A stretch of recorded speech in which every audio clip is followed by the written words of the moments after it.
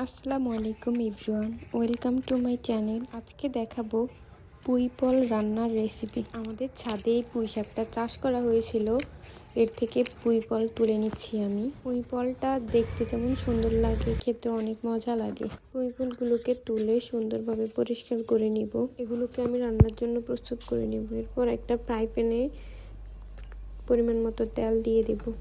তেলটা একটু গরম হয়ে আসলে আমি এর মধ্যে একটা শীতল শুটকি দিয়ে দিব। শীতলটাকে ভালো করে ভেজে নেব যাতে করে এটা গলে যায়। শীতলটা গলার জন্য একটু অপেক্ষা করতে হবে।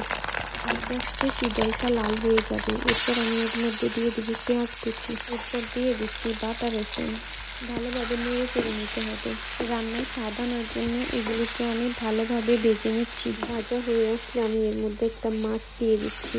মাছটাকে আমি ভালোভাবে নেড়ে চেড়ে নিচ্ছি। মাছটাকে কষানোর জন্য আমি এর মধ্যে পানি দিয়ে দিচ্ছি।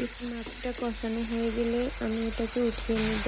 মাছটার কাঁটাগুলোকে আলাদা করে নেব। মাছটা বাছা শেষে আমি এটাকে আবার দিয়ে দিচ্ছি ফ্রাই প্যানে। ভালোভাবে নেড়ে চেড়ে এর মধ্যে আমি বাকি মশলাগুলো অ্যাড করব। এর জন্য আমি প্রথমে দিয়ে দিচ্ছি 1 চা চামচ মরিচের গুঁড়ো, 1 চা চামচ হলুদের গুঁড়ো। ভালোভাবে এগুলোকে মিক্স করে নিচ্ছি আমি।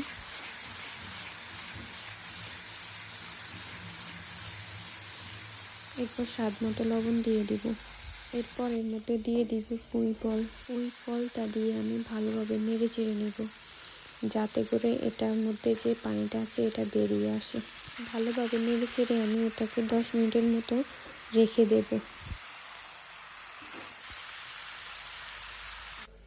এরপর পুঁই ফলটা দেখতে ঠিক এরকম হবে।